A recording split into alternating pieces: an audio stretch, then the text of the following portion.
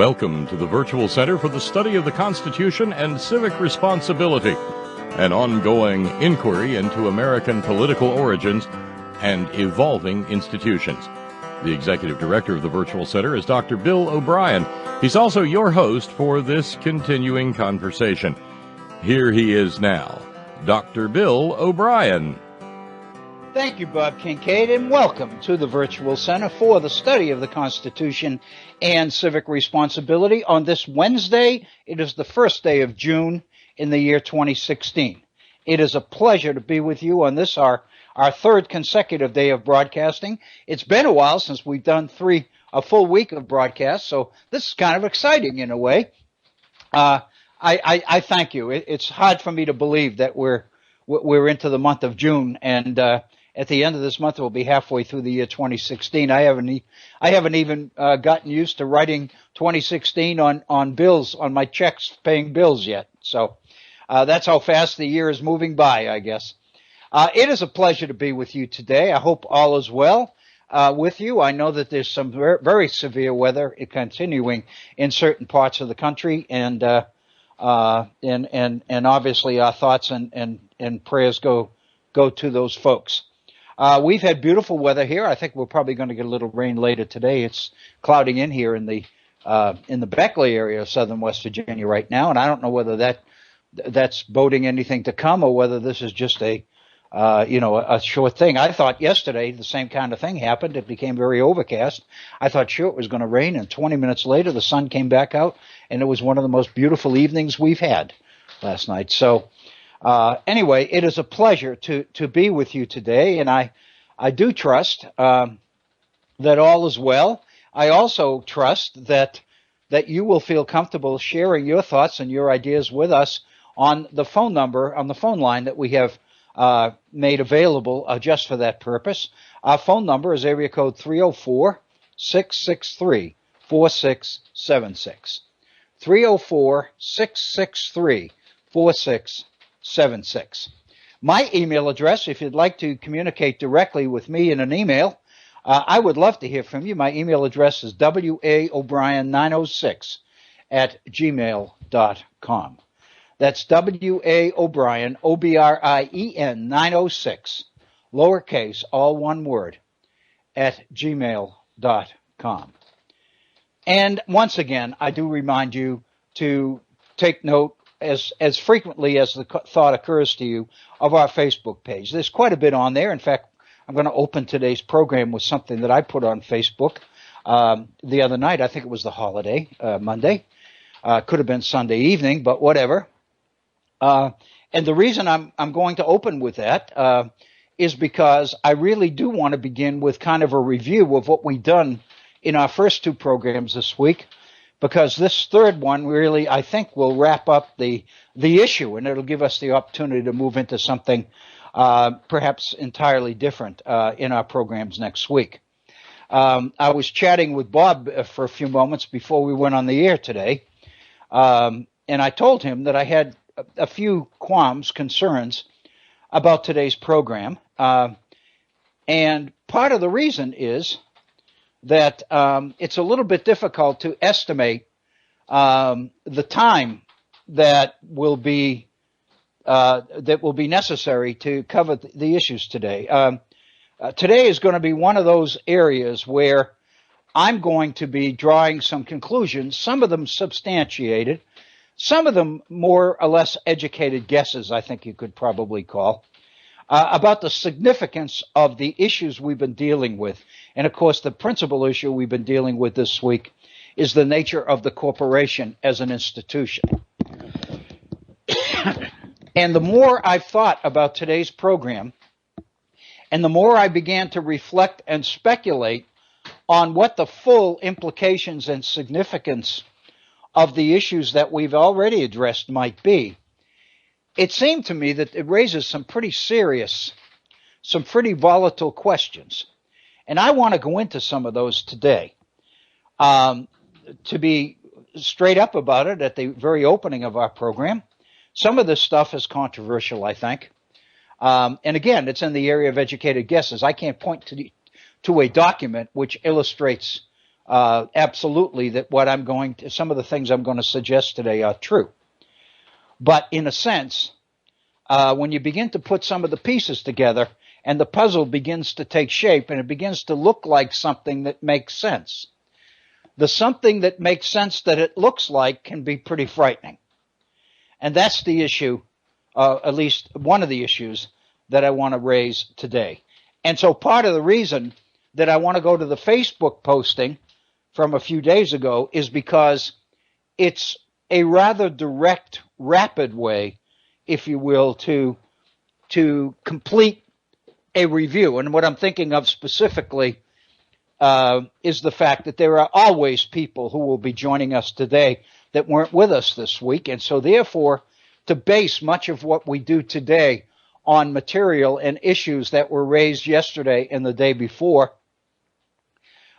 is liable to throw a curveball to those folks who haven't been with us before because they won't have heard this stuff. So I feel almost the need to go back and at least touch a few of the bases that we've been to before in order to account for that and in order to make the program more relevant and seemingly more significant, hopefully, to people who are tuning into us for the first time this week, maybe for the first time ever.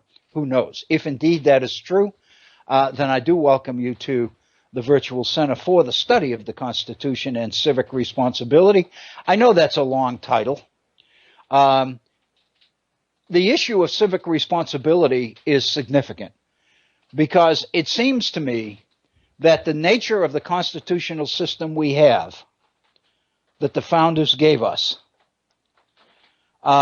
is a republic. And the more we look at the nature of republic and how it must work, we begin to appreciate and to recognize the importance, the founders knew it, the importance of the citizenry, of an educated citizenry, because the key to Republican government is the involvement or the participation of citizens in the decisions and issues which affect the operation of the government of the republic. I apologize for the phone in the background. I really will not be answering it. In fact, I know it's just a courtesy call from a pharmacy, so I won't be listening. Won't be picking up on it. So anyway, that's really the issue. So the civic responsibility factor or issue is part of the Virtual Center. It's a key part. The two go together. It would be disingenuous and it would indeed be a mistake to separate the two or eliminate one portion of it. If we are going to look at the nature of the constitutional system, which is really what the Virtual Center is all about, what its mission is, then it seems to me we've got to look carefully at the nature of civic responsibility. In other words, we have to look at the issue of civic education, because the way the population is educated to participate in the system and the extent to which citizens in large numbers actually do that speaks to the very strength of the system itself. So again, the title of this particular program, the Virtual Center for the Study of the Constitution and Civic Responsibility, while it is long and sometimes a little bit awkward, the fact of the matter is it's quite important. And I just wanted to mention that. I also want to make sure, and I'll try to remember, I know at the beginning of the second hour I will give you our phone number and my email address again.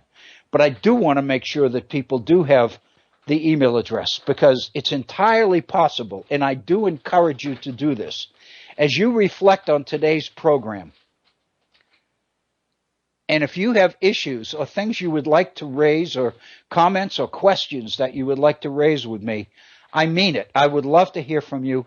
I do encourage you to drop me an email if we're off the air, or indeed if the issues that occur to you happen while we are on the air, then I do encourage you to take advantage of our phone number and come on the air. So again, welcome to the Virtual Center on this, a beautiful June 1st in the year 2016.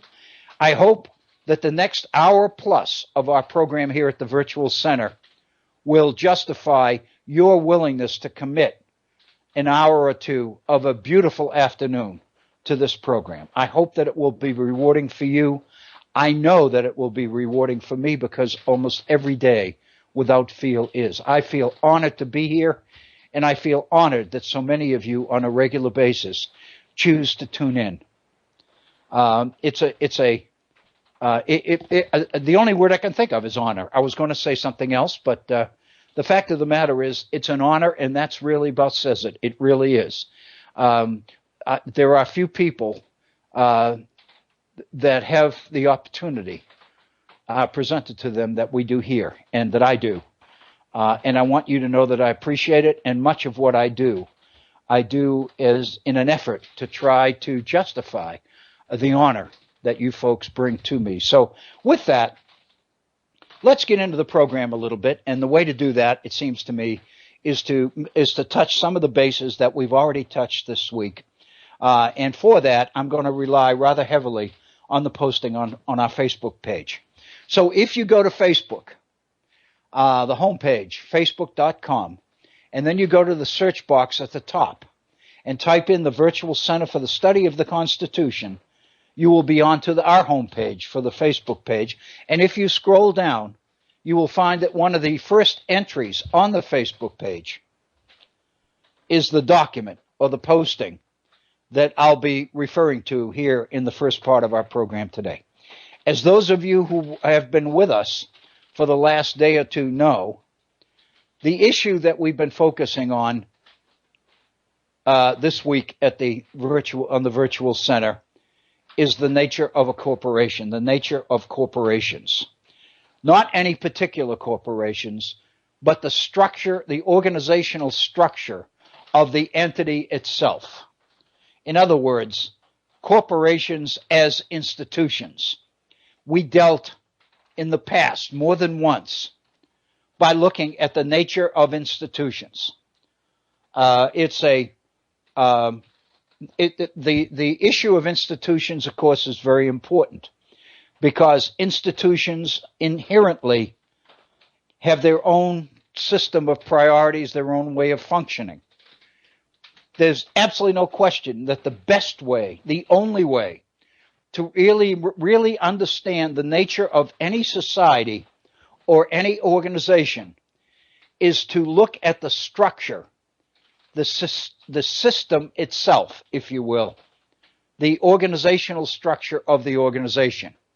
Because in the way it's organized and the way it's designed to function, you can pretty well conclude or determine exactly what its purposes are, what its major goals are, and what the major threats to it are. And so you can understand an awful lot about any group of people, any society, by looking at its institutions. And what we're looking at is a man-made institution. We looked yesterday, in fact, at a statement. I'll return or recover this or return to the statement in a moment by Joel Bakken, who's the author of the study that we've been focusing on, and he made the point that that institutions, corporations as we know them, are products of and could only be products of the state. And we'll get into that. So, in other words, if a corporation is created by the state, it is created and chartered for particular reasons in order to accomplish particular things.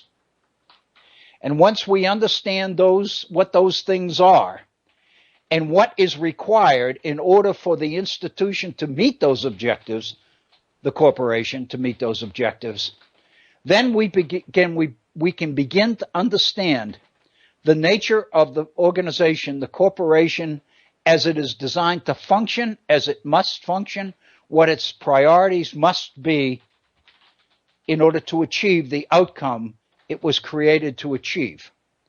And obviously, if it was created by the state, then in granting it a charter, or in our legal language today, when it is incorporated by the state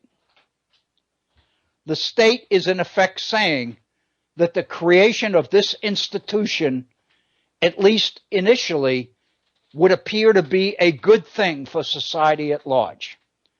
that the successful operation of this institution would seem to be a positive good for this society.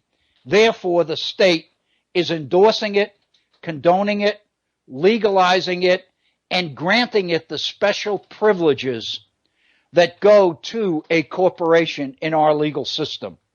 And one of the things we looked at in looking at the John Marshall decision in Dartmouth College versus Woodward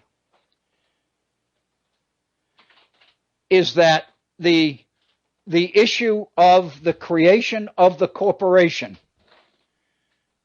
is basically envisioned as a positive good, to the point that the state, in our case, the Supreme Court of the United States, has granted the corporation the status of a legal person. The assumption being, or the reason being, the rationale being, that by granting the corporation the status of a person, the legal status of a person, in effect, what we are doing is granting to the corporation the rights and privileges of personhood in this republic. The fact of the matter is, however, it is not a person. It is an institution. It is a man-made organization or structure. Consequently, it needs certain protections from the state. So the fact of the matter is, the reality of the situation is that corporations receive benefits that people don't receive, like limited liability, encouraging the corporation to take risks by protecting it from the failure of those risks. If the corporation's liability is limited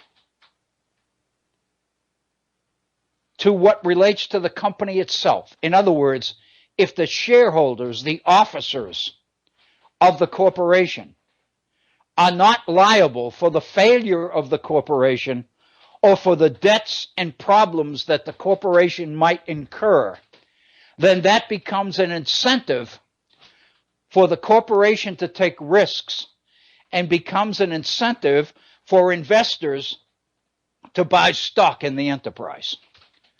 So the idea being that in order for the institution, the corporation, to grow and prosper, and thereby to fulfill the mission or the objectives for which the state granted it a charter,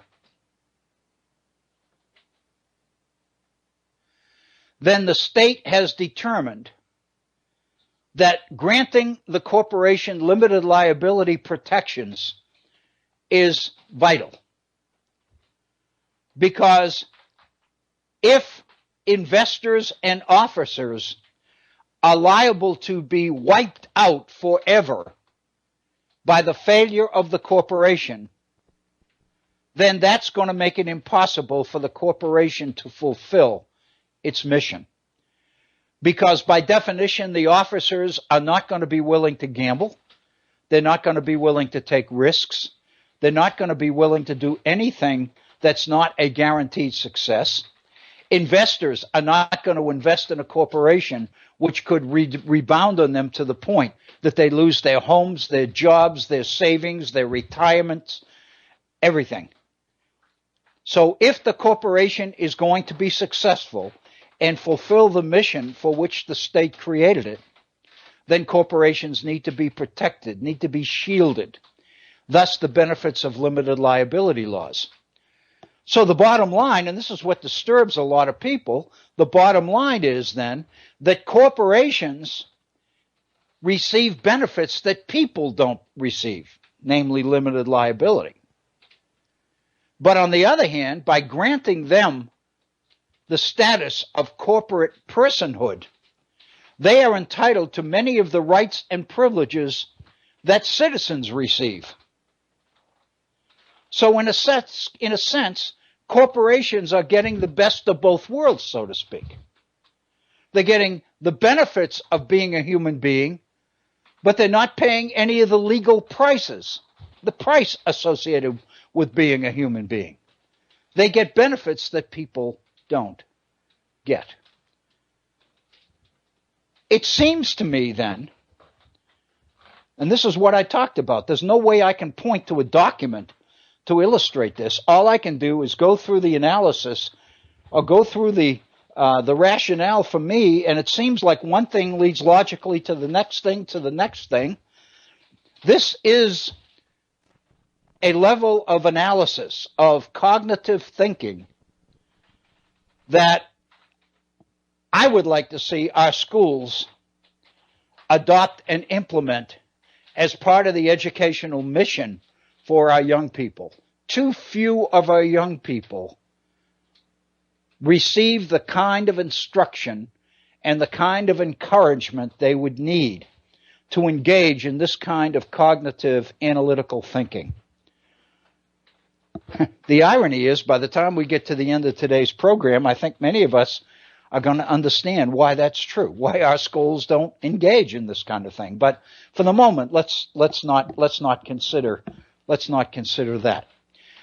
What's the point I'm going to make? The point I would make right now is that given everything we've already talked about here, about the corporation, about limited liability, about the benefits of being a legal person, about the mission and the reason that the state charters or incorporates the corporation in the first place, because its mission is deemed to be a public good, or in the public interest, so to speak, according to the preamble of the Constitution, part of government's responsibility to promote the general welfare, then what we would seem to be able to conclude from all of this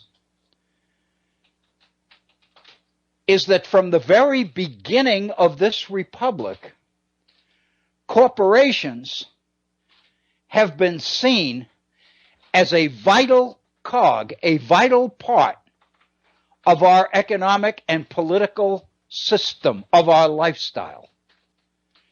Much of what this nation is founded upon and stands for is driven by an economic and a political system which is geared towards the kind of economic growth and the generation of economic opportunity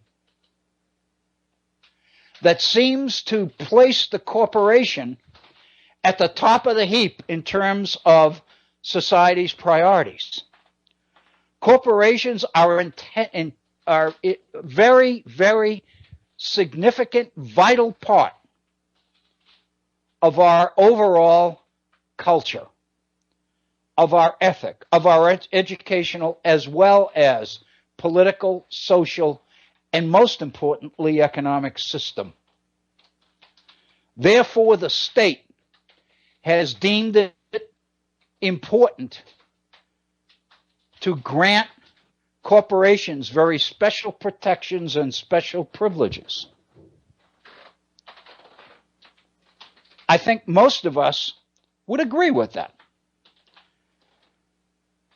I think if we think back through our history, most of us would recognize that while there have been problems with corporations over time, at certain times more than others, the fact of the matter is, given the standard of living that we've reached here in the 21st century within the United States of America, the success of corporations has obviously played a vital part in the quality of life and standard of living that all of us have come to appreciate and enjoy. Obviously, some of us more than others. But the fact of the matter is, I don't think any of us are ready to take a meat cleaver and eliminate corporations as an acceptable word in our vocabulary, in our cultural vocabulary. I don't think any of us are willing to do that. What am I suggesting here?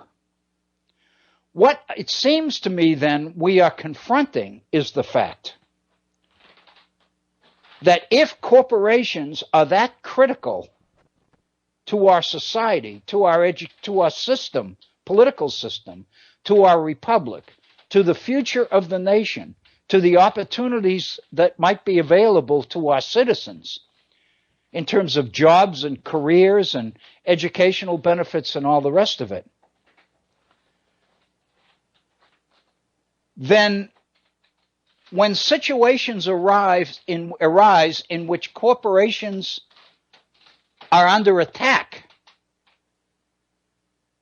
those particular situations create very serious implications for this republic. When significant numbers of people begin to seriously question the motives and the behavior of corporations as institutions, and the motives and the behavior and the ethics and the morality of the people who head up those institutions, the CEOs and the other officers at the top, to attack them is one thing. But to attack individuals as people for particular behaviors they have committed which are considered to be illegal or at least unethical and immoral is one thing. That's bad, because that reverberates on the institution, on the corporation itself. So it's one thing to question the integrity of the people who lead and manage and direct the corporations. It's quite another to attack corporations themselves as institutions. Because when you attack the corporation as an institution, when you attack the institution itself, when you raise serious questions about the legitimacy of the institution, about the social morality, or let me put it into terms that all of us can relate to, the corporate citizenship that many corporations claim to practice. When you raise serious questions about those, you are getting right to the essence of what makes our society go. If corporations are so important that from the very beginning of the nation's history, the state government deemed it necessary to provide them with special protections, then government was telling us at the very beginning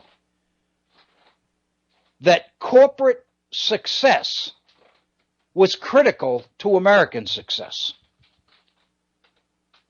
By definition, then, when you begin to attack corporations as institutions, not the people, but when you begin to attack the integrity of the institution itself, you're raising serious questions about whether, in fact, corporations ought to even exist, or more importantly, whether they should be regulated much more carefully, much more stringently than they are. Then you begin to really get to the innards, if you will, of what makes this economic system in the 20th and 21st centuries go. And that is where we've been over the last 2 days. Because in looking at Joel Bakken's analysis of the corporation as exhibiting the characteristics and the behavior of psychopaths,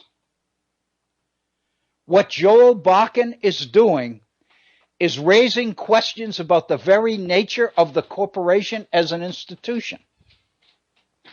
He's not talking about abolishing them at all. But what he is talking about is the need to regulate them, especially in a popular government, in a theoretically democratic system like ours. Because Bakken's point is that corporations as institutions are incapable to regulate themselves. They are driven internally by a set of priorities that make it impossible for them to self-regulate.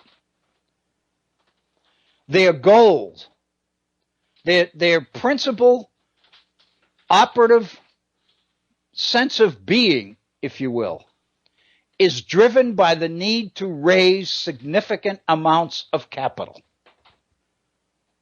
Corporations, by definition, are intended, designed, and organized to accomplish, to address big things, major things, things that cost a lot of money, things that cost more money than any individual or few individuals might have. So therefore, they are designed as capital-raising institutions.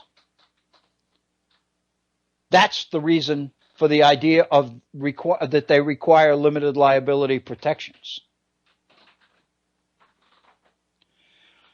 But if that's true, if the key to corporate success is to continually generate new revenue, new capital, then obviously how you treat your shareholders, your investors, becomes critically important, because these are the people that own the corporation. The officers of the corporation work for the shareholders. Therefore, the priorities of the shareholder is plural, becomes critical. It literally determines the drumbeat for the entire organization. If the corporation must be run, must behave with the best interests of the shareholders in mind, then by definition, the corporation cannot make its priority to become a good social citizen or to develop what we call a social conscience. As long as what's best for society is consistent with what's best for the shareholders, there's no problem.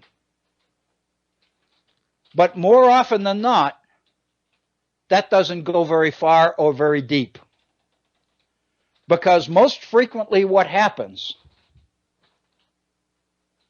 is that the interests of the shareholders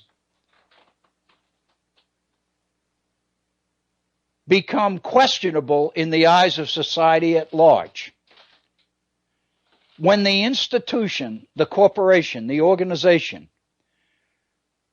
must constantly be driven by the so-called bottom line, by generating profit for the shareholders. When profit itself becomes what they call the sine qua non, the only thing that matters, then the corporation can't afford to be too socially conscious. Members of the corporation may worry and care a great deal about the environment, for example. But they can't let their concern for the environment interfere with the priorities of the shareholders. And so the result is, and has often been, that the corporation begins to engage in some very questionable activities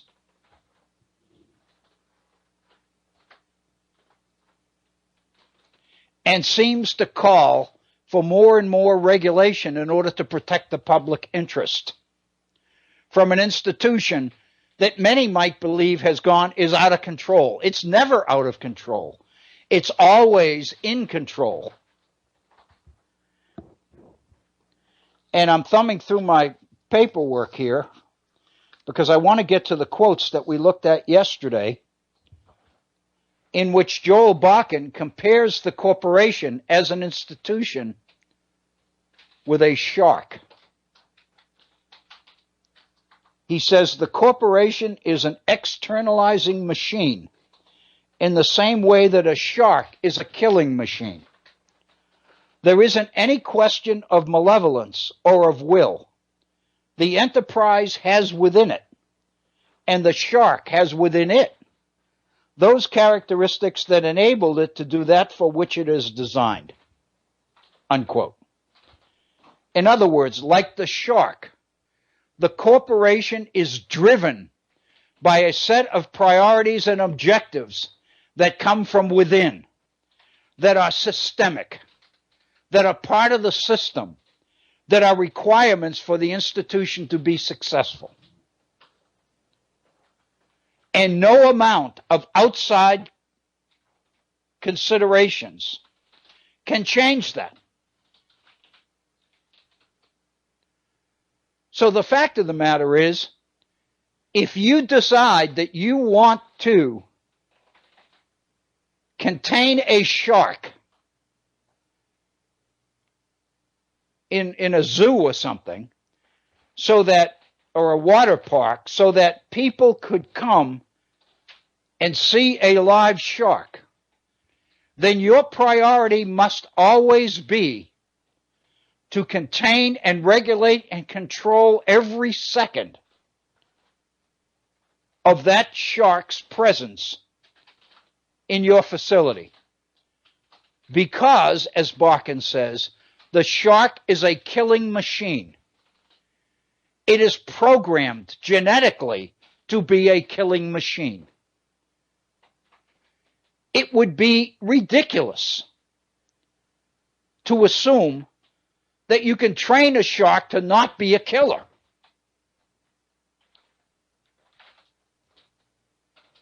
Barkin's point is, if you can't do that with a shark, then we have to realize that you can't make a corporation a good citizen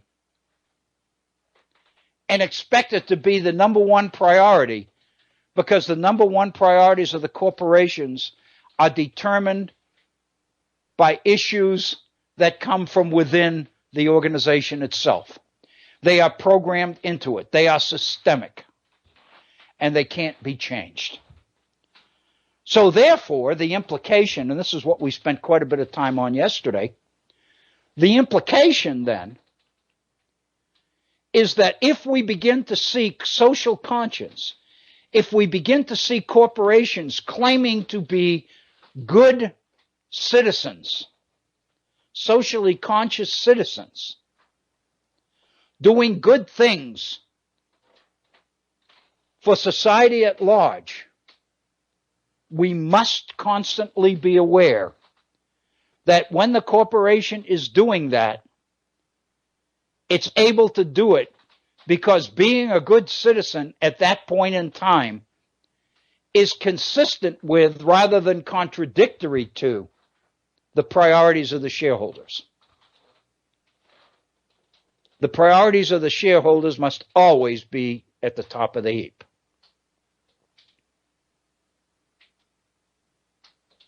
If good corporate citizenship is not the priority of the shareholders, then the corporation's effort to convince the public at large that corporate citizens is indeed the organization's priority, one must realize that that is PR. That is advertising. That is effort. That is a well-paid for effort to convince the public that the corporation is something that it can never afford to be, which is an organization that puts the priorities of society at large ahead of the bottom line priorities of the shareholders. All of this, it seems to me, speaks to a concern, which I think is the one area of this entire issue that we really haven't addressed yet. And that is the nature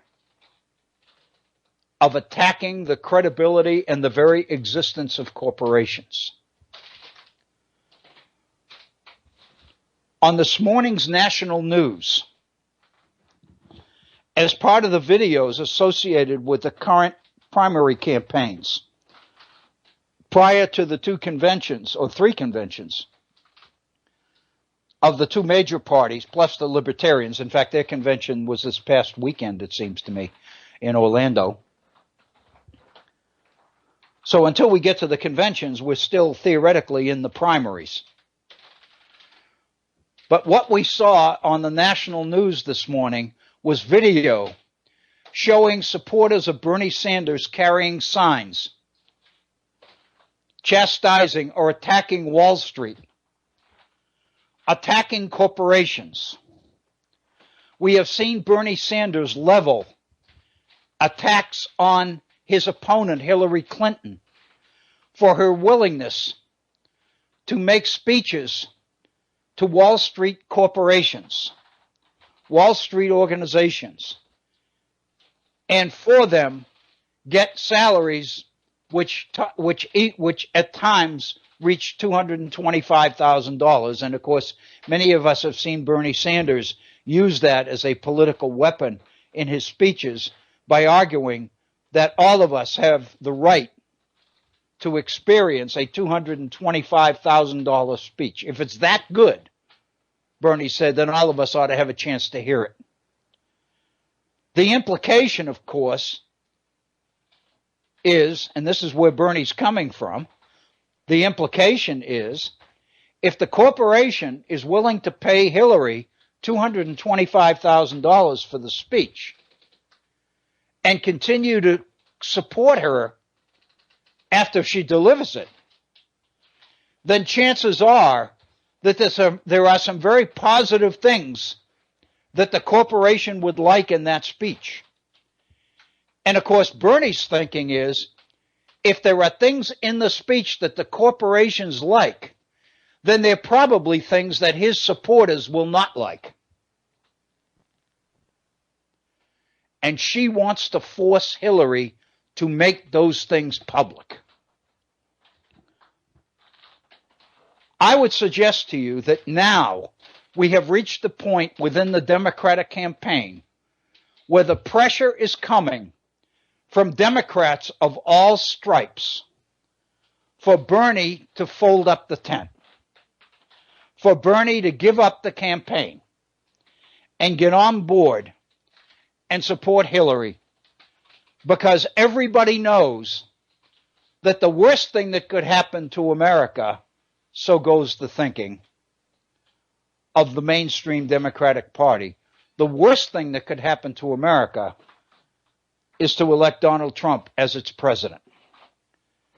So the thinking is, the scenario is, if the number one objective is to defeat Donald Trump, then it's time, Bernie, pay close attention to what the voters are saying. Hillary has 3 million more votes, popular votes, than Bernie does.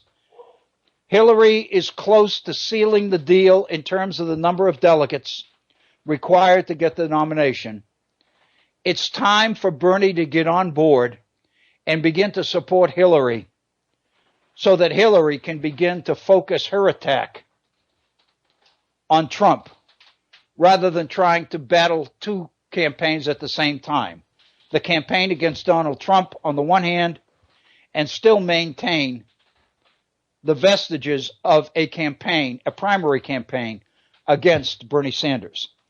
But of course, the big issue is the California primary, which comes up next Tuesday, June 7th. Because there are so many delegates connected to that primary.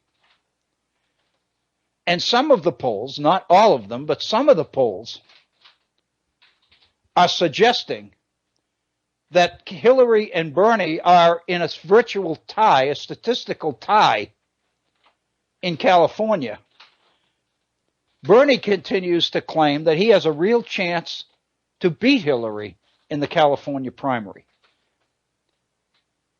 And going into the July campaign, that would give Bernie incredible leverage going into the Philadelphia convention in mid-July. What I'm asking all of us to think about, I don't have any evidence for this. What I'm asking all of us to think about is the extent to which a part, I'm not saying all, I'm not even saying most, I'm saying a part of the mainstream Democratic Party efforts to get Bernie to drop his primary campaign and get on board with trying to elect Hillary is trying to get him to suspend the substance of his campaign. Because Bernie's campaign has focused like a laser on Wall Street, on corporations, on inequality, on the extent to which the economy is rigged.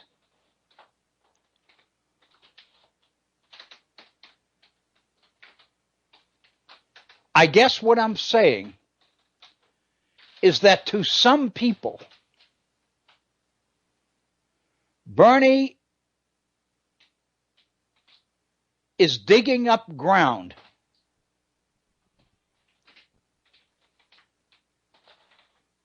that it's going to be hard to pat down again. Already, it's becoming evident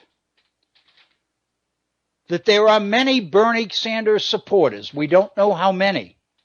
The pollsters are constantly playing with this one. There are many supporters of Bernie who openly acknowledge that they will find it difficult to swing their support behind Hillary Clinton if and when Bernie drops out of the campaign. In other words, these people are so committed to the issues that Bernie's campaign is based on that they openly acknowledge that they don't know if they can suspend their questions and concerns and support Hillary. If they can't, if Hillary is not able to win the support of significant numbers of those people who have been enthusiastically supporting Bernie Sanders, then it seems to me that Hillary's going to have a very difficult time defeating Donald Trump. In effect, then, when we hear people say that the longer Bernie stays in the race, the more difficult he's making it for Hillary to defeat Donald Trump, what's really at the heart of that concern are the issues that Bernie is raising. Bernie is raising serious questions about issues related to corporations and corporate power in America. And once you dig up that stuff, it's very difficult to bury it again, which it seems to me goes back to the issue we talked about earlier about the nature of our education system, the issue of cognitive analysis and critical thinking. This is the kind of thinking that encourages people to seek and look for hidden agendas, secondary sets of priorities, the issues that seem to be buried in the background, but might really be the issue to some people. Bernie is raising questions about issues that have traditionally been explosive in American society.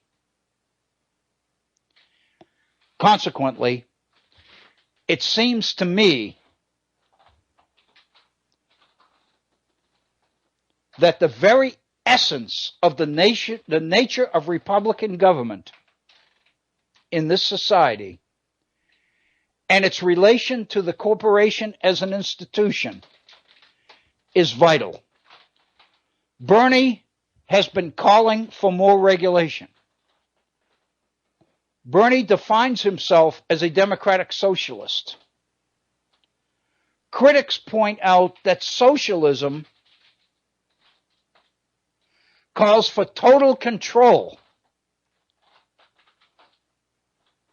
of the economy by government, which would violate the nature of the corporation in our society. It would violate the contractual freedom granted to corporations to do their thing. In other words, the implications of what Bernie is talking about raise serious questions about the nature of the free enterprise system in this society. The sooner people can get Bernie to stop raising those issues, the better chance Hillary has, I believe. This is obviously significant. It's obviously volatile. It's controversial. There's no question. This raises questions. This kind of analysis raises questions that many people don't even want raised. It seems to me to be at the heart of concerns about reform movements like the Common Core standards, for example. It raises serious questions about America's primary documents, about the principles, the statements of principles that define America as a republic, as a nation. More importantly, it speaks to the extent to which citizens at large will be able to understand and appreciate those principles. We're getting into very sensitive territory here. And the quicker it ends, for establishment thinkers especially, the better. I really believe that this is what this is about. I really think this is the essence of what Joel Bakken's book on corporations as institutions that carry within them the characteristics of psychopathic behavior is all about. What Joel Bakken is telling us is that corporations are like sharks. They can't do what we want them to do unless we make them do it.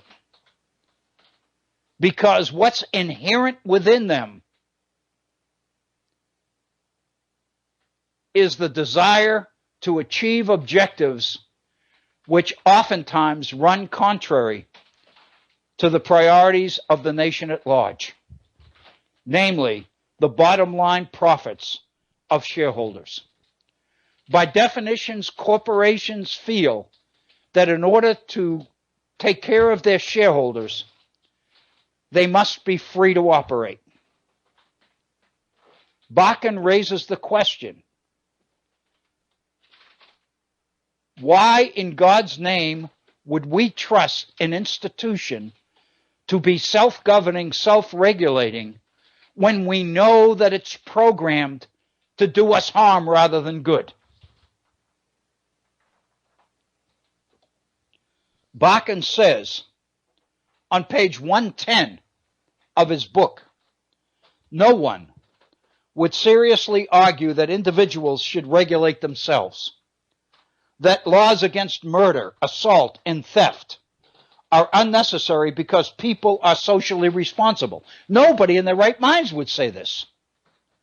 Yet oddly, Bakken says, we are asked to believe that corporate persons, institutional psychopaths, who lack any sense of moral conviction and who have the power and motivation to cause harm and devastation in the world should be left free to govern themselves.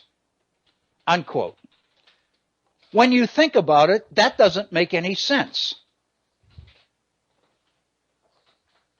When you think about it, that's the kind of statement that many people don't want the citizenship at large to read, let alone understand. That, it seems to me, is an awful lot of what the Bernie Sanders campaign has come to mean in this political year of 2016. It seems to me that this, in many ways, is almost unprecedented. Because throughout our history, these issues have always been there. These questions and allegations have always been there. But they're always raised by people who get no audience. They are always raised by people who are considered to be outliers, who are labeled as radicals or socialists or communists or weirdos or crazies. In other words, in the past, society has been able to paint these people into a corner so that nobody listens to them. But somehow, in 2016, we are experiencing a campaign being conducted by a 74-year-old man who is drawing huge audiences and who is presenting things, saying things, alleging things, documenting things that society at large does not want and never has wanted the general public to even know about. Thus, the pressure for Bernie to fold his political tent and get on board and support Hillary Clinton. Let me close out this first hour. We're right at the top of the hour, about 58 minutes after the hour. Let me close out this first hour with the following statement. Contrary to those people who argue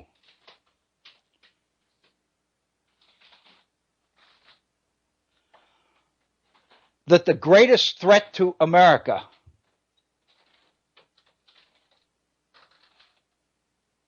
and America's future is Donald Trump. And the only way, apparently, to prevent a Trump presidency is to nominate Hillary Clinton.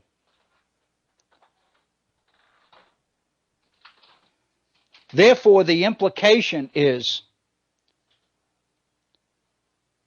that a victory for Hillary Clinton in the fall elections in 2016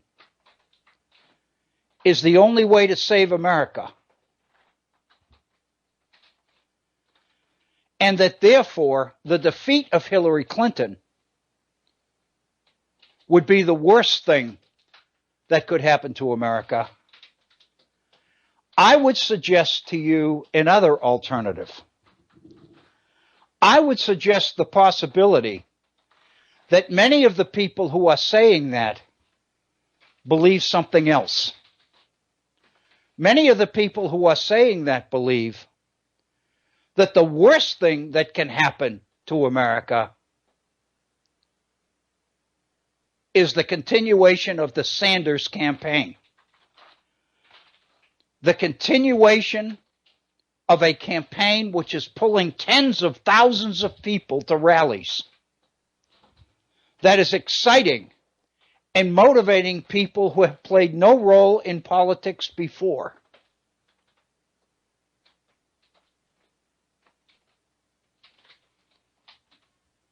Traditionally, our political campaigns have focused much more on the candidates than the issues. Traditionally, most of our people vote for a particular candidate, not for a particular platform in presidential elections. In this case, it is clear that Bernie Sanders has awakened tens of thousands of people for whom the issues are more important than the candidate. He's not the issue. He's the messenger. It's the message that many of these people believe must be halted,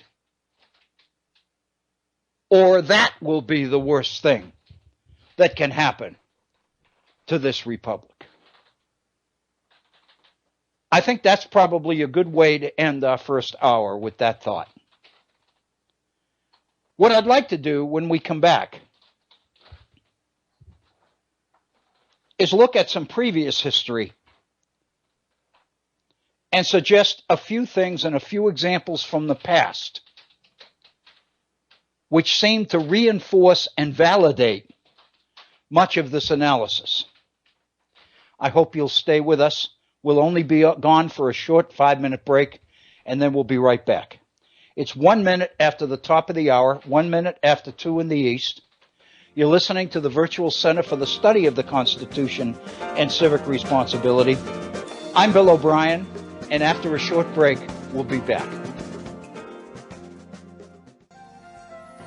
We now return to the Virtual Center for the Study of the Constitution and Civic Responsibility with your host, Dr. Bill O'Brien, joined from the other side of the planet by our good friend Horst. Hey, guys. Hello, Bob. Hey, Horst. And Dr. Bill. Hi. There's Dr. Bill. Here we're back on. I'm sorry. Well, I thought we were ready to go. I'm sorry. I may have jumped the gun. Oh, that's okay. I've been looking at the screen here, and I didn't realize that we were back on the air. But you've got Horst with you. Oh, great. Well, let's go right into the conversation. Horst, how are you? Oh, well, doing all right. Good. How have you been? I've been very well. I really sometimes get carried away with a lot of the stuff here on the program, but that's okay. That's kind of keeps me going and keeps me alive. I hope it keeps people interested. And well, I have to hand it to no, for sure, Dr. Bill. You've taken us through just the last probably 3 programs. We've gone through a pretty extensive ride of like a lot of really rich territory. It's really what I generally do is I have a manual labor job in the morning, and I just I load up my MP3 player with podcasts. This is one of the shows I listen to, and some other things, and I just listen and think, and I work my hands and do whatever has to be done, and I just drift along. And this last 3-4 programs have just included so much fertile ground for really important subject material.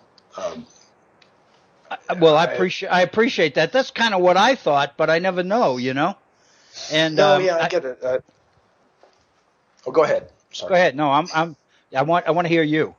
Right. Well, no, I understand. It may be a question of the hour that you're broadcasting on or something like that. But there is a lot of no. You're not wrong. This is very important subject matter, and we've gone through anti-intellectualism down to corporate personhood, and there are subtle connections that are not by the nature of being subtle, not obvious, but they're there. They're important, and the one very, very clearly leads into the other. And you've demonstrated that very nicely, I think, over the last 3 or 4 programs. And I just, at some point, I wanted to jump in and add a couple of points to that. Oh, please do. That's really what I hope.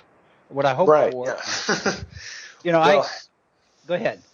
No, you go ahead, because I was just going to say I was just going to kind of give you and other people who might be listening kind of an idea of where I thought we would go next, and we don't have to go there. I'm not anxious to go there right now necessarily, but I think the situation is ripe for it. That I tried to make the point in the first hour that there's some history here. And I go all the way back to 1781 during the War for Independence with the so-called Newburgh Conspiracy, and the extent to which there was an effort with peace looming, there was an effort for a military takeover of the government of the United States. And lo and behold, one of the things that Joel Bakken addresses in his book is a 1933-34 effort of several individuals connected to Wall Street and leaders in the military to do exactly the same thing and to unseat Roosevelt because of what Roosevelt was promising the New Deal might be. And I'm thinking, my heavens, when you look at this kind of background, you begin to recognize how very, very important the issues that Bernie is raising are. Now, this always takes me back to the 1776 musical adaptation that I first learned of by watching the Prism series when John Kaminsky, went on about how much he loved it. And I watched that. I downloaded that movie and I watched it, 4 or 5 times. I have also. When you get to that point where the colonials are inviting, I guess it was Jefferson. I don't even remember who the principal was, but it said, "Dance with us, dance with us." We're dancing with the, Right. Yes, I remember that. That takes me back every time I see something like this. I just see those guys in the wigs and dancing, and we are the establishment. This is what we do. Isn't that wonderful? Yes, you're exactly right. That is fabulous. And I just think this is so very important, and it's potentially volatile. There's no question. And many people don't want people to know this stuff. And I mean, there it is. What can you say? I just think. It's volatile because it's revolutionary, and I don't use that in the same sense that probably a lot of people do. I just, but there is a tipping point where people's tolerances are pushed beyond, their ability to put up with things. I don't really see that happening here. No. There's a lot of talk of revolution in this election cycle, and I'm just not seeing it. But at the same time, that we are approaching, Gilded Age levels of inequality, and all those things too. Right. But no, there's just a big bag of worms. It's too big for you and I to get into today. Well, I'd love to get into it sometime. Well, we can jump into some part of it anyway, I guess. I can tell you that just in terms of what you just said, I was looking at my personal Facebook page today, and there was a poem on it that a financial advisor, a good friend of mine, put on there, and it was a little poem by Voltaire. And basically the argument was that the real issue is not inequality. The real issue is dependency. And my only response, and I just commented and said, Voltaire would take those words back and rethink what he said if he had seen the levels of inequality we're experiencing today. But the irony is, when you think about when Voltaire wrote, it goes right back to that era. Knowing Voltaire, I would like to actually read that quote in context, and I would. The memory it jogs to me is like what you mentioned about Locke, John Locke, saying like the duty, the obligation of those who have to take care of those who don't. I think there's a connection there too. That's where I go. I really do believe that this is significant. I think that in a sense people use Locke to say something totally different than traditional critics of Locke use. But the irony is, it seems to me Locke is talking about many of the same things, that we've got to continue work towards a community. We've got to address things like inequality and all that. You can't claim to have a popular government with opportunity for everybody and then allow the kinds of inequality that we're seeing in our society to even exist, let alone tolerate them and encourage them. But be that as it may, I don't know. No, yeah, we've had many long-standing conversations on these these issues that span from this way to that way. What got me interested in going back a couple of three episodes, when you first started talking about, I guess, the whole psychopath question. Right. But even before that, the anti-intellectual thing. There's a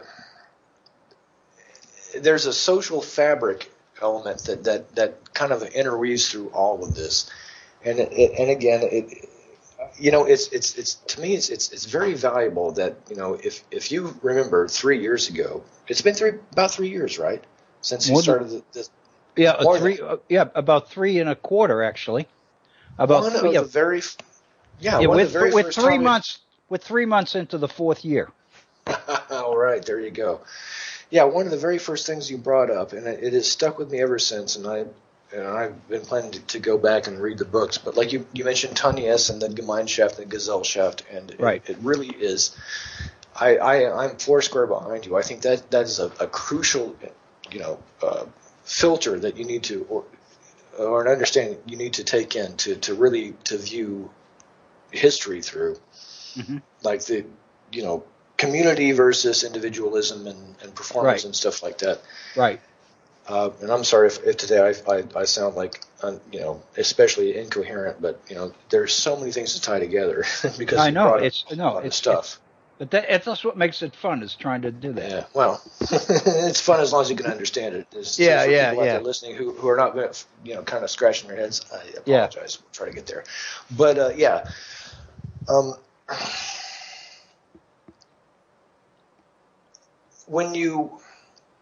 the whole idea of the psychopath is a person who lacks the mental hardwiring in order that is required to incorporate into a social fabric in some sense or another.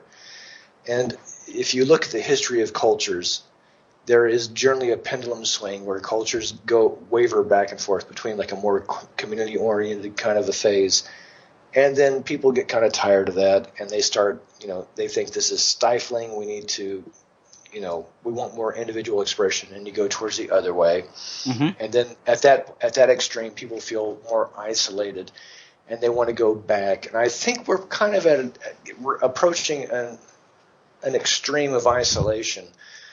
And when you get to that point, that is where people who lack the natural neurological structure that ties people together socially, they kind of fall out of the picture, and they become like what you would call like a psychopathic kind of a person. Now, that's kind of an aside. When you take the psychopathic model and you apply it to a business, like a corporate structure, to me that is. You're talking about an artificial person. Right. Which is defined by law. And as the law currently defines it, a corporation essentially is a stimulus and response organism. And the only stimulus that it pays attention to is its intake, its profits. Or its bottom line. You're talking about like an artificially constructed, like kind of a walking stomach, that has no. Okay, no conscience. you're right. You got me. I know exactly what you're saying so far. Yes. Now, there's no reason why you couldn't program in other considerations. You could put in, social dynamics, like what how does my activity affect my environment, my community. You could put communal things in there, and I think that's kind of what regulations are, theoretically. So when we talk about like Marshall's, definitions of what a corporation is and what its prerogatives are, I don't think that's hard and fast. I think we could expand that definition if we wanted to, and we could put that into legal structures. It's just that for some reason we haven't done it. I mean, if you go back and read Frankenstein, even Frankenstein's monster had feelings. And we're discussing constructing artificial people that have no feelings. They are nothing but an appetite and an urge to exist, and that's really all you're left with. Right. But it doesn't have to be that way. We created this. Yes. We created this thing. We can enhance it if we want to. We just have to have the will. Well, what we would have to do is we would have to stop using the precedent of court decisions and the law as it's currently existed to define the direction we must go in. I mean, those people that are benefiting from the present definition of a corporation are not going to endure going back to the beginning and programming different things in. No, of course not. And so in essence, it seems to me that the challenge would be monumental. Right. No one's going to endure making a change to a situation that already, that suits them. It benefits them. That benefits them. Yeah, but that's the nature of politics, though. But we could do it. But what you're saying is we could do that, and we could envision the day when our politics would encourage us to do that. Yeah, well, we can envision the day could be even tomorrow if we just could, get the political and the popular. Yeah, I know. Yeah, sure. And then that's more or less what Sanders is saying. Is he's saying, like, look, we don't have to wait. This incrementalist approach doesn't have to. We don't have to wait 20 years for this. We could actually do this, next year if we wanted to, if we really got behind it and organized. That's not exactly what I mean, though. But what I'm just saying is the nature, how we define a corporation, and I think the idea of a corporation is kind of an evolutionary unit. It's possible, and I know there are people out there that are, if not overtly, at least tacitly, supporting the notion that corporations are the successors of the nation state. This is an evolutionary moment where human organization, social organization, goes beyond countries and goes into companies. Mm-hmm. And I think there's a big push towards that, although no one's really come out and said it so much. And you're thinking on an international scale. Oh yeah, because corporations, of course, they don't have boundaries like that. No, definitely not. Look at the internet. The internet is nothing if not like communities of choice. You choose to participate in certain communities. I belong to this group. I have these interests. These are the things I care about. These are the people I wish to associate with all around the planet. Geographical boundaries no longer exist. Right. Countries, nations, as we're used to experiencing them, they're defined by geographical borders. Mm-hmm. As we move towards an information-based world, we're going to a different paradigm. And the interesting thing is that the corporate model has existed, going back, to the 18th century. And I don't think we can get rid of them. And I think that we need to start working on it's kind of like climate change. At this point, we're not going to get rid of that either. We need to start working on ways to deal with it. Right? Yeah, exactly. How do we get ahead of the curve? Yeah, we're beyond the point of prevention. Now we got to deal with cure. Well, it doesn't have to be a bad thing. Because corporations have cultures. And there are positive cultures, there are negative cultures, there are pathological cultures, and there are healthy cultures. The thing is, Apple is not the same thing as Costco. It's not the same thing as Walmart, and it's not the same thing as Bain Capital. I mean, like, they all have their own operating ethos, and they are actually, in a sense, they are really like people. Mm-hmm. They have an ego. You can identify what they exist to do, because we have a sense, that legally defined, going back almost 200 years, that yes, these are people, but we've really placed very few limitations or even considerations on what that means. What if Dr. Frankenstein had built a monster that had nothing but just appetites and a pair of legs and unlimited strength? Mm-hmm. That's what we're looking at with corporations. I mean, if you go back and read Frankenstein, the so-called monster actually was a very sensitive being. We're looking at something. We're creating something that could be wildly different from one company to another company. Mm-hmm. And the only thing that they have in common is the appetite to survive.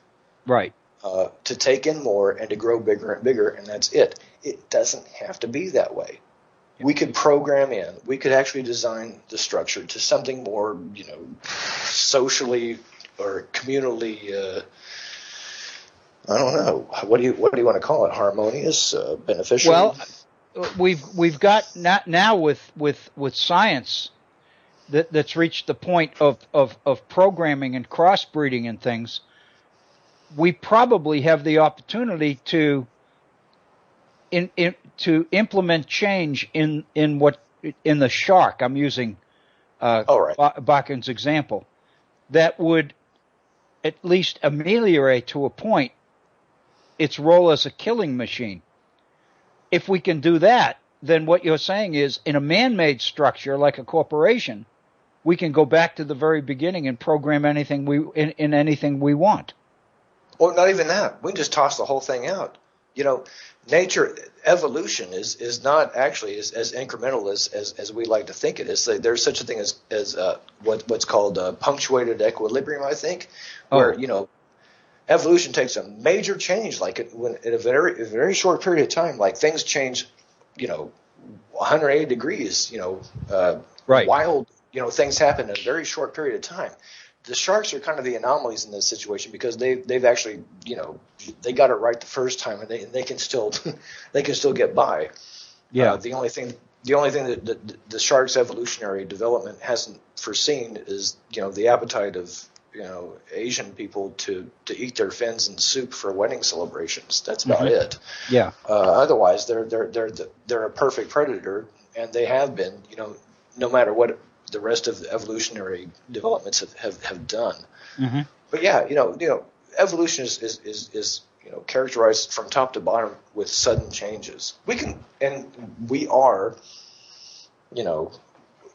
as a species, major instigators of evolutionary change.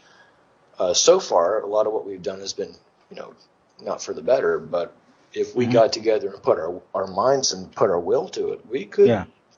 We could do a lot of things. We could change the nature of a corporation. A corporation is nothing but a legal entity. Yes. That's a matter of putting words on a piece of paper. Mm-hmm. We don't have to go back to the beginning. We can just start today and say, look, a corporation is not that. It's this. Do you a question? Do you think that the extent to which we try to send the message that it's a legal person, the idea of personhood makes the idea of change a little bit more difficult, doesn't it? In other words, the more you think as an individual of the corporation as a person rather than a legal entity, the less likely you feel the opportunity to go in and change anything, because what person means is that you're dealing with genetics now, and by definition, you're dealing with a live organism. You're talking about the immortality aspect, right? Exactly. Like, for instance, what was not Dartmouth? What was never mind. But right, there was a corporate charter before the king was deposed, and then after America declared independence, that contract was still held to be valid. Yeah, that's the Dartmouth College. Right, Dartmouth. Okay, right. Okay. Yeah, Dartmouth College, Woodward. Yeah. Right. But, Marshall makes the point. This is one of the things that I was going to emphasize in that. Marshall makes the point at the very beginning of this section about corporations, that while corporations are entitled to pursue their immortality and to and maintain their individuality, at the same time they are not part of government. In other words, they don't assume political power. But the fact of the matter is the influence that they have over society, in effect, does give them political power. Well, in other words, in the era when money is speech.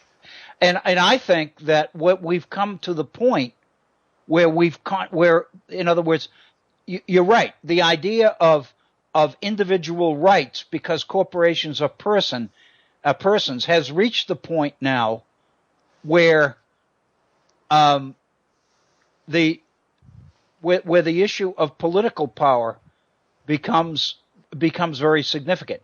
I think that, in other words, I think the corporations have developed to the point that they've reached the point of contradicting Marshall himself. They've gone beyond Marshall because Marshall saw the need to deny them political power, but I don't think he envisioned a situation where they would encompass so much power that that they would literally dominate society. But that's in fact what they're doing. I can only imagine that if it took until 1976 for Buckley v. Vallejo, it was 76, Yeah. wasn't it? 78? 70, yeah.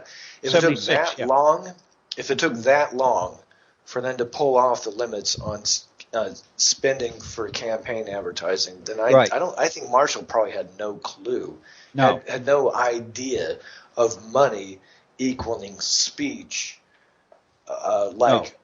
I don't think so either. Would employ in fact, I think the suggestion itself is just ludicrous. I mean, there's no way you could go from that point to that point. So whatever Marshall was on about, it wasn't that. And when we look at what corporate influence equals today, that's a major part. Now, yes, of course, they have influence in all kinds of ways that you and I probably can't even dream of. But the speech aspect, the advertising thing, is incalculable. It's and deregulating media is another part of that. You don't have to be outright, campaigning for somebody to influence the public, the zeitgeist, I guess you call it. No. You can do that, if you can, dominate the media markets.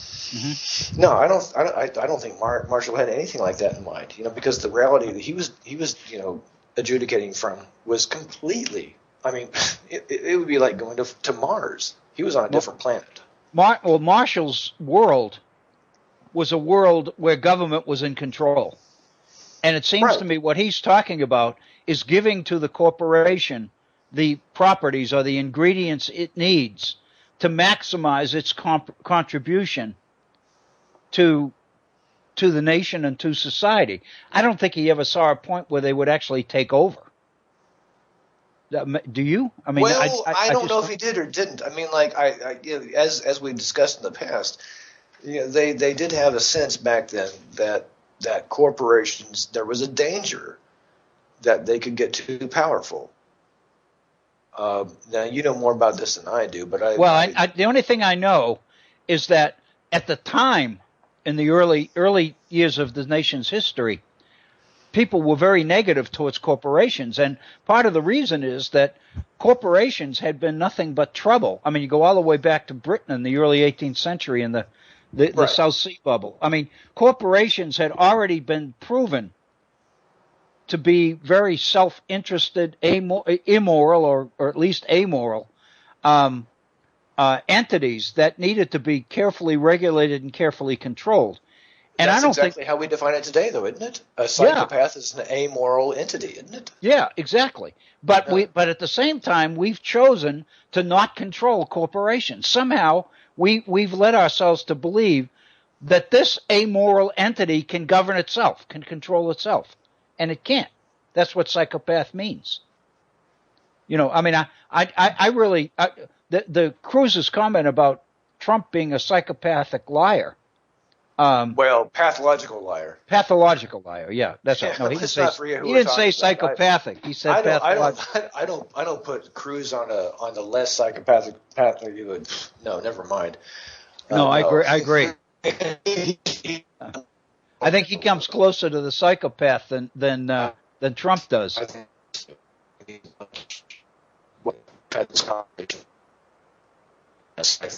Anyway, we're running into some interference at this moment. I don't know exactly. Okay. Okay, I can hear you now. All right. Yeah.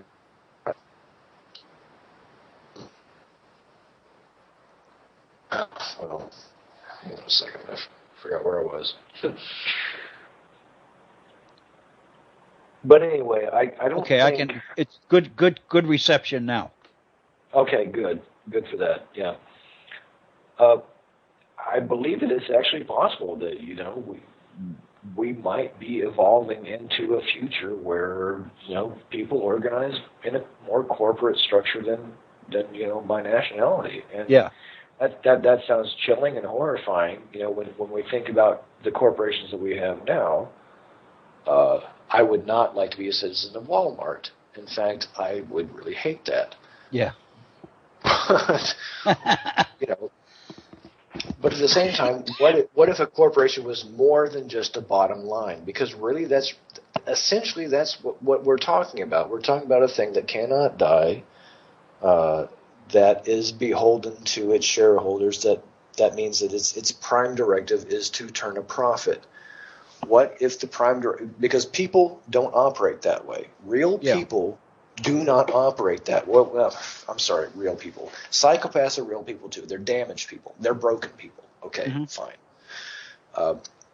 But healthy people operate not only for their own survival, but they also have a very strong need to survive in groups, in communities.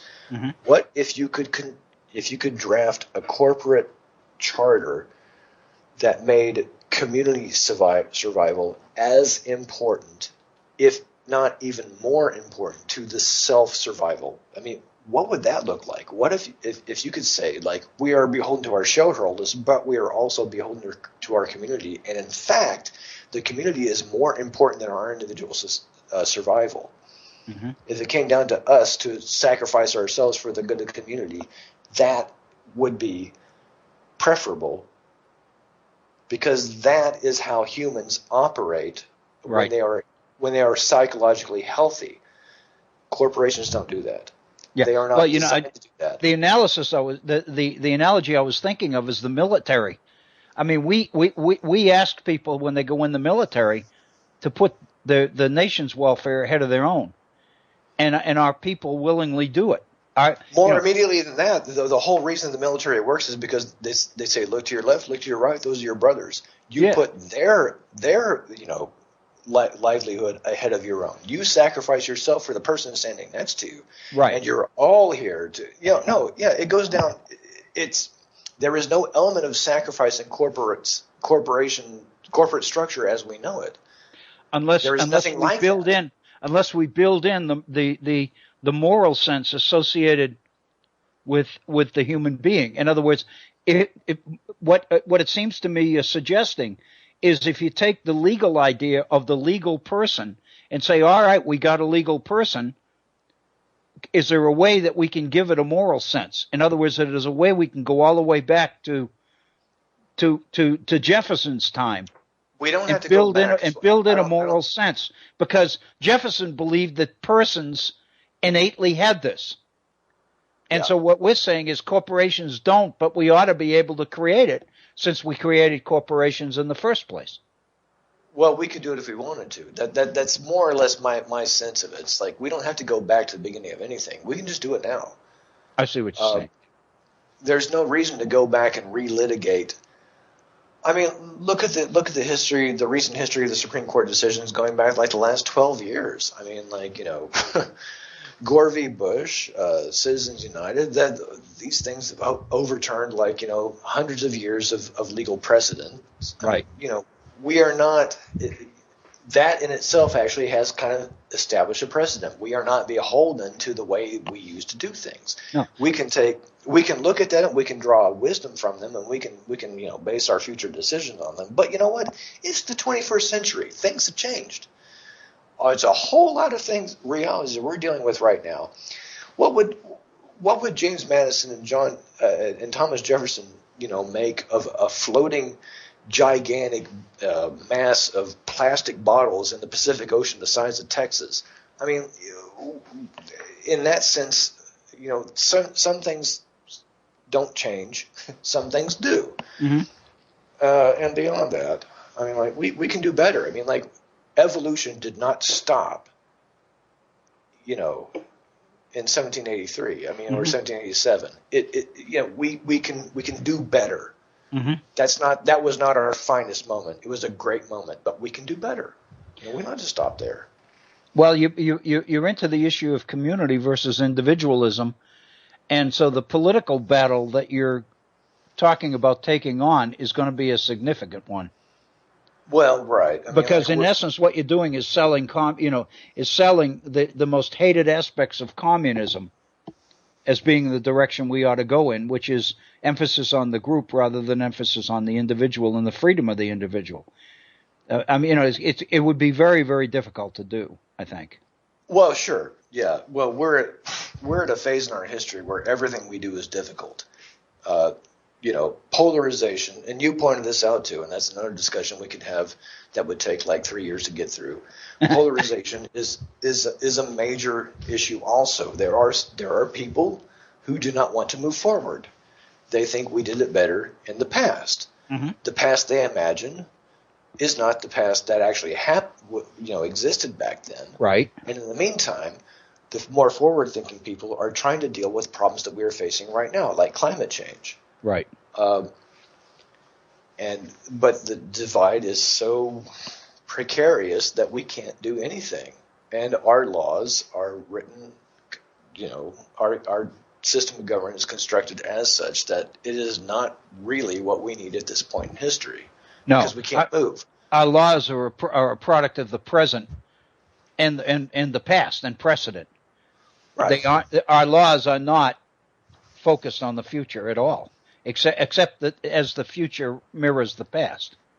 At a time when it could not be more crucial. We lost you again. Not hearing this right now.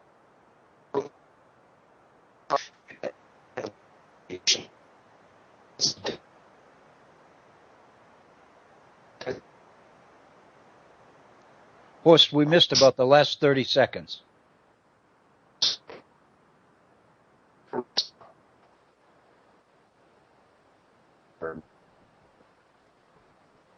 Or you lost me now. Sounds like we got you right now. Oh, okay. I'm sorry. Yeah. What was the last thing you heard me say? We've got you right now.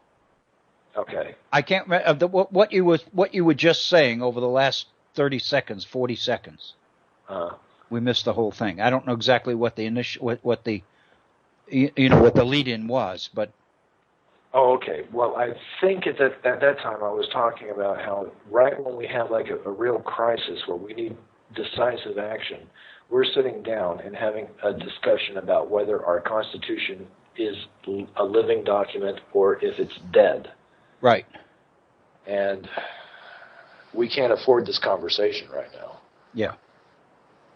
Yeah, I see what you're saying. In other words, what you're talking about here presumes that conversation is already been settled.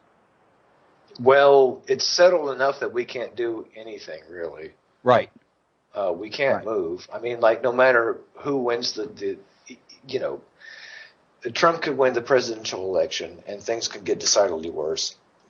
Clinton can win, and who knows? Well, things will probably at least proceed as they are. Mm-hmm. Sanders could conceivably win, but if he does, he's going to be in for a level of opposition and obstruction that God Almighty, he'll be pummeled. Well, she will too, though. And so, yeah. No matter which Democrat wins, we're not going to see a whole lot of change one way or the other. But the attacks on her are going to be so. I mean, she's in part responsible for what she's going to get. Well, I don't know that even setting that aside, in a realistic sense, because of the way our government is structured, if one side decides that they're not going to play ball, they can effectively shut the whole thing down. Mm-hmm. The Republicans have proved this. Yeah. George Bush was able to do as much damage as he was because the Democrats were not willing to be that party to shut the whole thing down. Mm-hmm. By and large, they believe in comity, like working together and trying to find the best outcome. And like the George W. Bush years just put all that on its head. We talked earlier about the prisoner's dilemma. If two prisoners are arrested and the cops put them in separate rooms and say, if you tell on the other prisoner, you'll go free, and he'll go to jail for 6 years. And if they both tell on each other, then they both go to jail for 4 years. Right. And if they both refuse to tell on each other, they go to jail for 1 year. That's kind of how the two-party system has been operating. Nobody gets what they want, but things kind of, as long as everybody's kind of in agreement that we're on the same team, we can still make progress. Yeah. But, going back to, I would say, about 1994, the Gingrich Revolution, that went out the window. And when Karl Rove came in, it went way out the window. And from this point, it's pathological.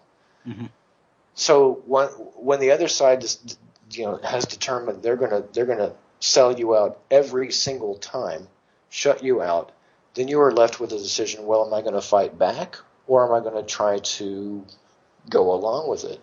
And that's where we are. That's where our government is now. Yeah. And that's why the Republicans can have such an outside, influence on our government, even from a minority position or a majority position. It doesn't matter anymore.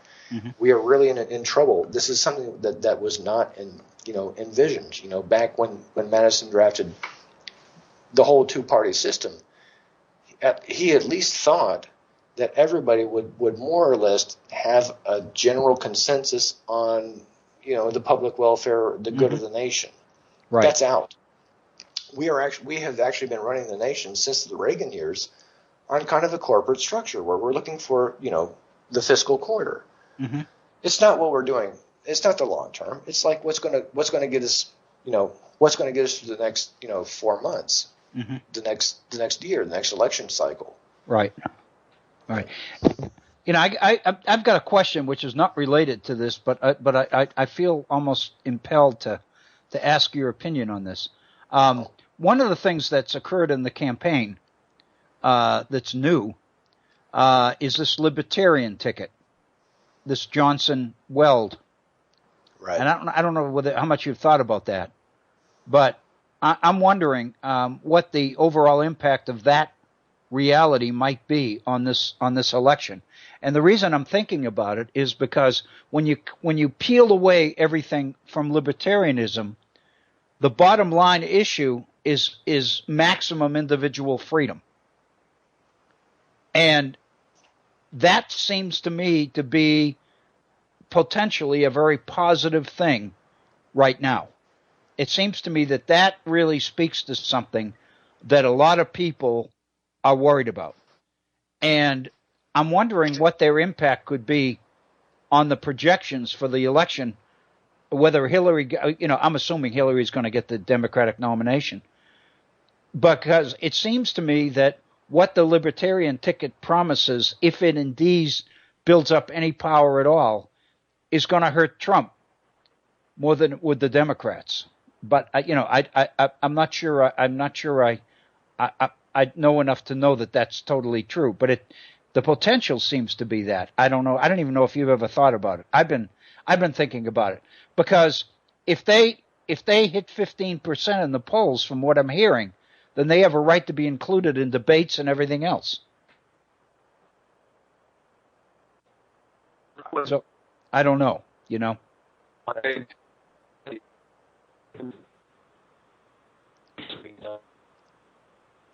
Wouldn't you know that I ask you a question and then we run into technical problems and I can't hear the answer? But anyway, I don't know whether that was a curveball or not, but it's an issue that's been on my mind.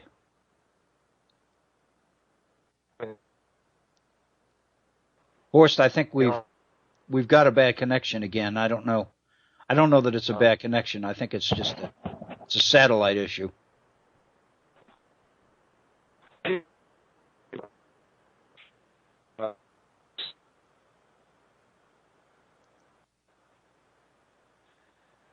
Horst, we haven't got you. You don't have me.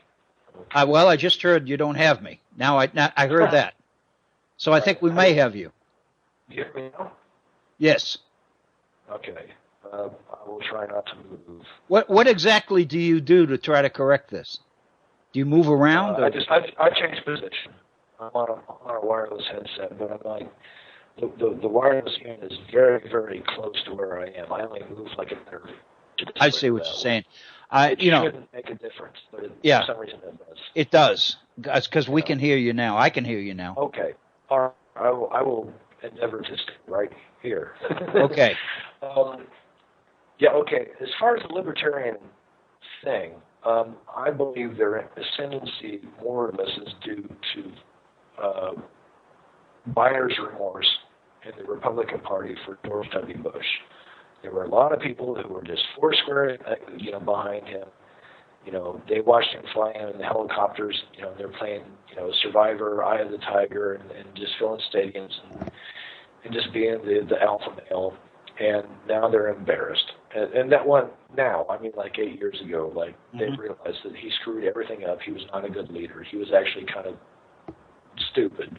and a lot of them either went independent, or if you just want to double down on your conservative creds, then you would go libertarian. And that's where I think a lot of that comes from. So now, there's no secret that a large part of the Republican Party is alarmed that Donald Trump is for good. A little bit of a problem again.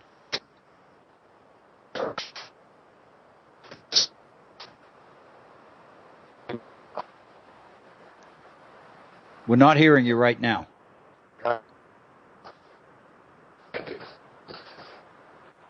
I'm going to insist over the weekend that Bob fix the satellite issues. No, I don't think this is a problem with you guys. No, it's probably it's something to do with the satellites or the planets or something. I don't know, but Bob can fix it. He can fix everything. Sure. So yeah. Do you hear me now? Yeah, I can. Okay, I'm sorry. Look, if this turns into bad radio, just cut me loose. I will. Go ahead. That's no problem. We've got about 7 minutes left anyway. Right. Okay. I'm not really sure where I lost you last. Well, you were talking about the libertarians and the fact that that many people got embarrassed that they got a raw deal with George Bush, and for those people that wanted to double down on individual freedom, they went libertarian. But a lot went independent, I think, and right. That's one of the things that I think makes Bernie Sanders a stronger candidate. Is I think he can draw a lot of those independents into his fold. Yes, and I believe that's what the polling reflects. But the way our party systems are structured, we can't get all of them into that. And, it's what it is. So no use crying over spilt milk at that point. The thing is, what is a libertarian ticket against Donald Trump? And mean? I don't. That it could equally draw away from Hillary Clinton, for all I know. Right. Because as I understand, like a lot of her strength in the polls, and she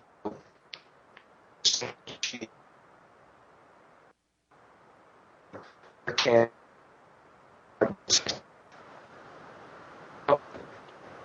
I think we got a problem again, Horst. I apologize. We got so much of this hour. The communication has been great, and it just seems like in the last 10 minutes or so. And I don't know that it's your fault. It may be forces that none of us are responsible for. But anyway, we're at 55 minutes. We've got 5 minutes left in our program. So I'm going to I want to thank Horst, and because I don't know whether we're going to be able to get back or not. I hate to just cut him loose, but we don't have enough time to develop much more than we've already done. But I think what we've already done is incredible. What an addition to this program. Anyway, I want to thank Horst for the contribution he's made to this program. He's added an awful lot. I don't know that where I was going is going to be anywhere near as valuable as where Horst took us, because I think it's incredible. I think first of all, I want to thank Horst and thank him for the comments, the very positive comments he made about the last 3 or 4 programs, because I was really uncertain as to whether, in fact, this kind of thing was coming through at all, because that's really what I saw as well.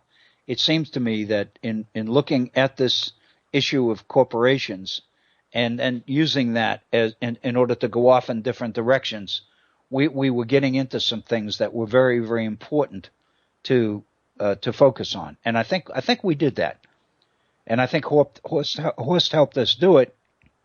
Excuse me, because he was able to bring all of this back together by pointing out the significance of what it was that we really did, and for that I appreciate him so well. The question I asked about libertarians was really off the mark a little bit. It kind of got Horst off in a different direction. I'm not sure that was a wise thing on my part to do, especially if there was more to say on the points that he called about. But again, I think the technical problems have gotten away. But my heavens, it just looks great. Anyway, I want to thank him, and we're at 56 minutes after the hour. Let me take just a minute or two, because it's all we have left, to kind of put some of this into hopefully what is perspective. I really believe, and I think Horst raised this point, I really believe that what makes this campaign different, I think what the conclusion that I came to today, and this is a result of a program that at least the first hour that I initiated, but I think what I was able to convince myself of in the first hour, if this makes sense, is that more and more a campaign focused on personalities has become, at least in the person of Bernie Sanders, a campaign based on issues. I think the issues that Bernie is raising and the crowds that Bernie is drawing with these issues have become so significant that the pressure's on to suspend the conversation about the issues. I don't think when it comes, we talk a lot about Donald Trump's personality. We talk a little bit about Hillary Clinton's personality, or in some cases lack of it, but that's a personality issue as well. But we don't talk about issues except in the broadest context between progressivism and conservatism. Beyond that, most of the conversation focuses on personalities.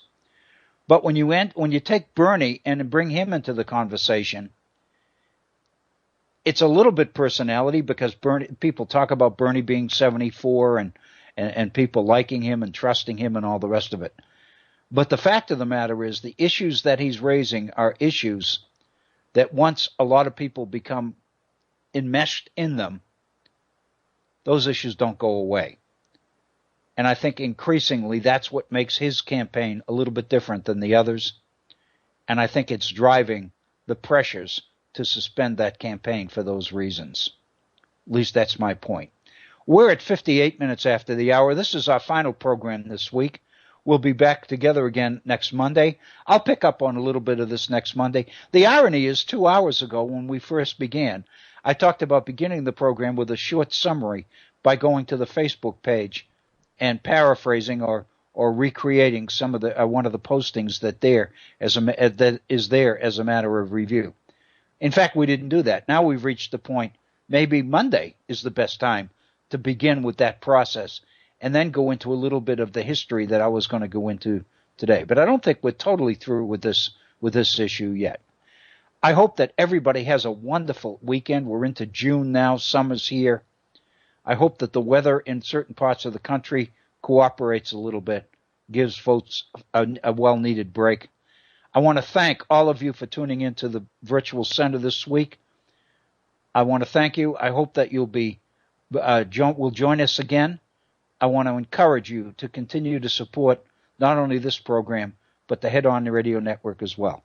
This is Bill O'Brien thanking you for your attention and for your support. Please be kind to each other. Have a wonderful weekend, and thank you.